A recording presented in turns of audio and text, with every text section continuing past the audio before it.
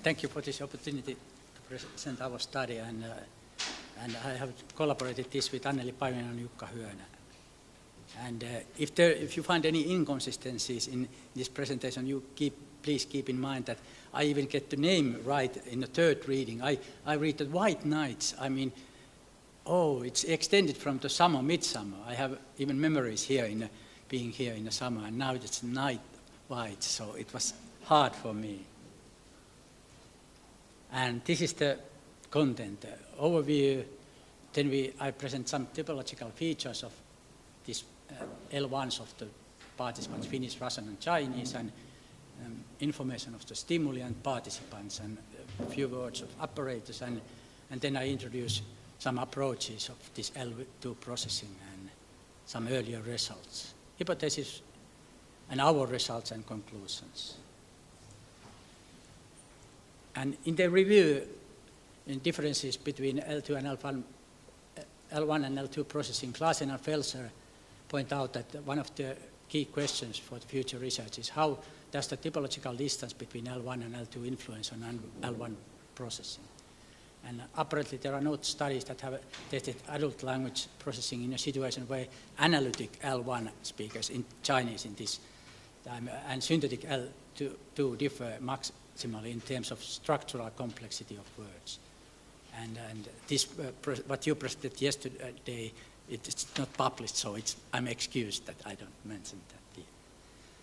And the present study was designed as an attempt to fill this gap. And the complexity of the words in a given language is measured by the maximum number of formatives words can contain, and producing a category per word value. And there is an example of Finnish word, taloissammekin, and it has this base meaning house, and then oops.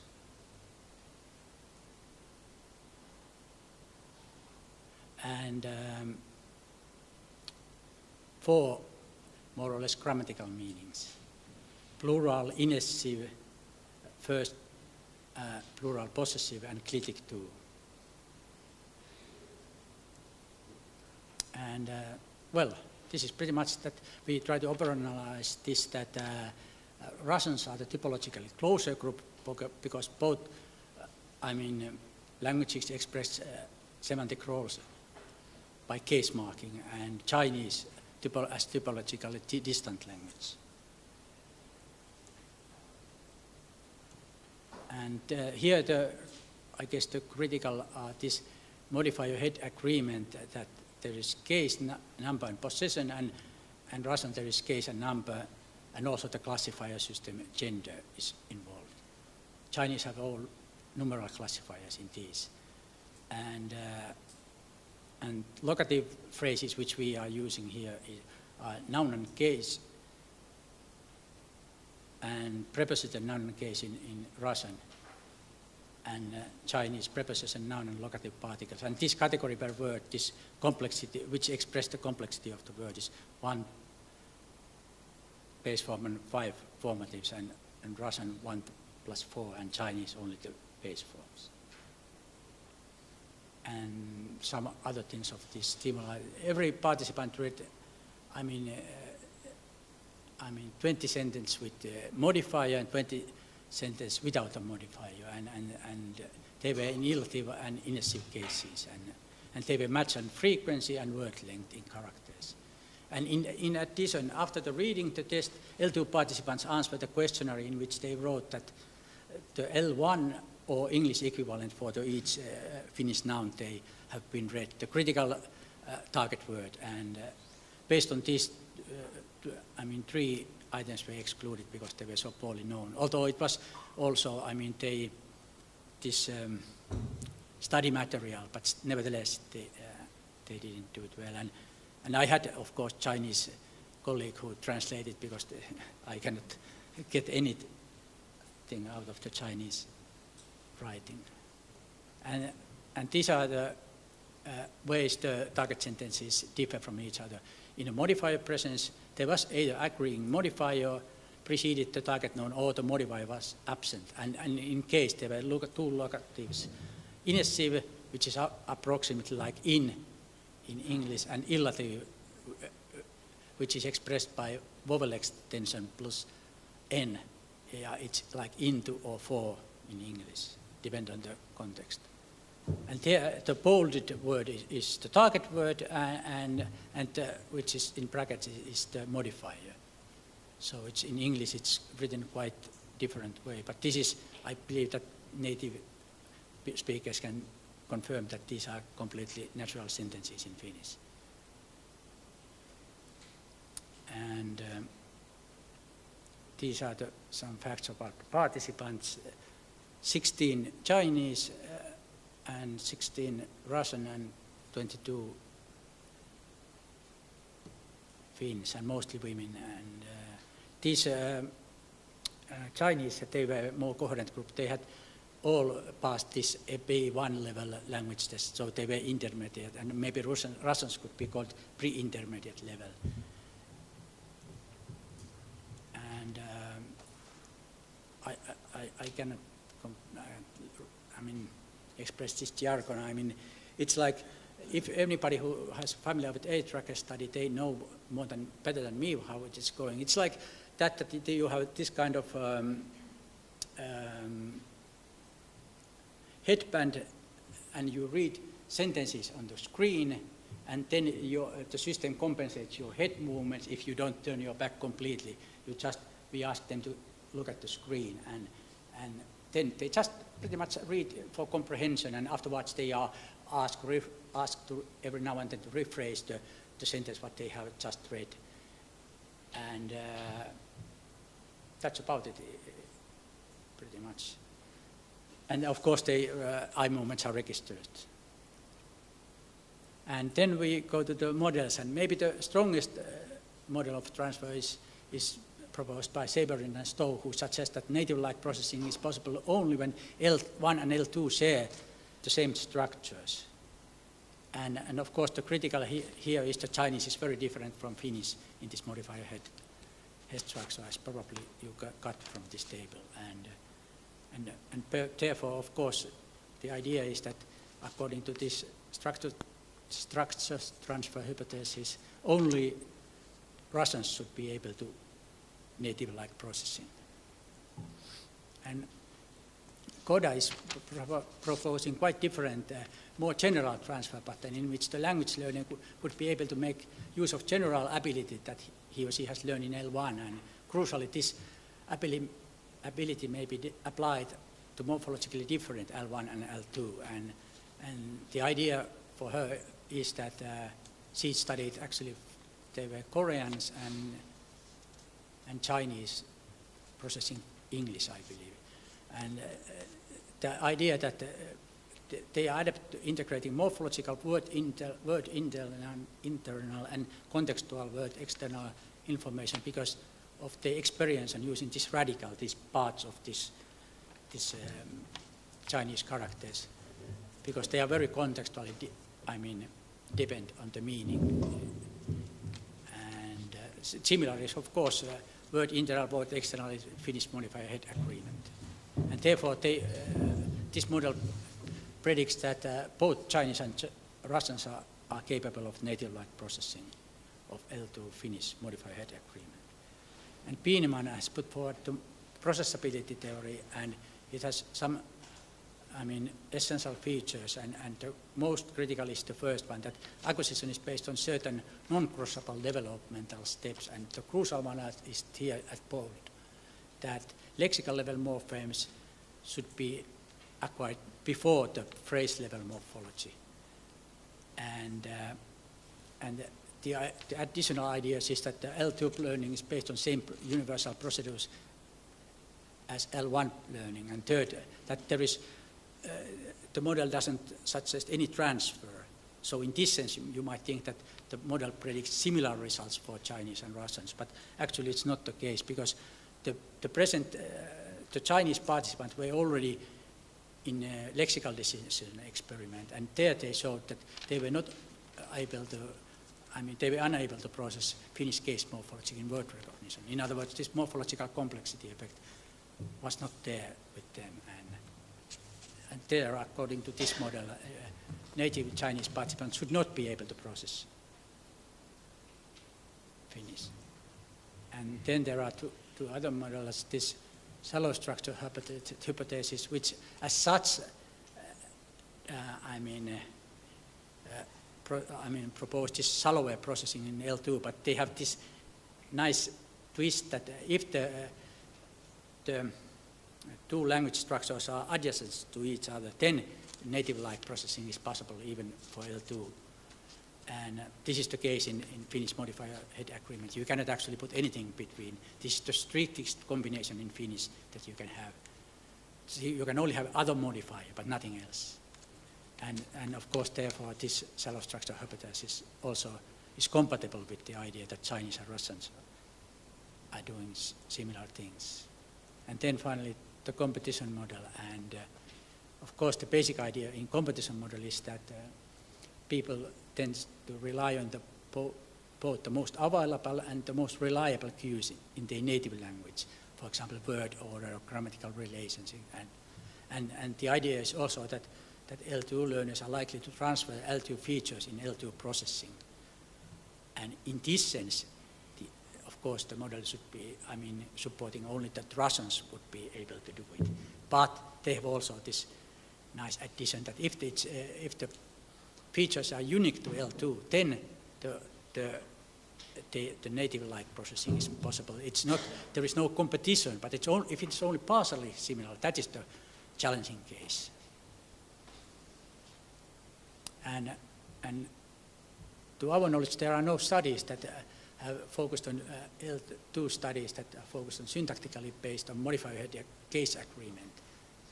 But there are L2 studies which deal with gender and number agreement. And there the result is that non-natives are able to detect violations in grammatical gender, although their processing is not necessarily similar to that of natives. And Tarban and Kempe were presumably the first who studied this modifier head agreement without using grammatical violations. And they studied L1 and L2 Russians, and the L2 speakers were English speakers. And their results imply that both natives and non-natives were able to use adjective inflection to disambiguate gender of the head noun. And some Finnish studies of modifier head agreement suggest that this agreement causes a delayed effect of agreement. In other words, it facilitates processing in a delayed manner after the first reading of the target noun. And finally, our hypothesis that this, you can put them into two groups, that this structure transfer hypothesis and processability theory assume that native Chinese speakers, okay, I can slow down. Okay, thank you. Yes, structure transfer hypothesis and processability theory assume that native Chinese speakers are incapable of native-like processing of modifier head agreement in L2 Finnish. And this general transfer hypothesis actually predicts that both groups should be capable of that kind of processing. And this competition model and shallow structure hypothesis are compatible with this idea. And of course, all the models are compatible with this, that L2, that Russians can do well in processing Finnish.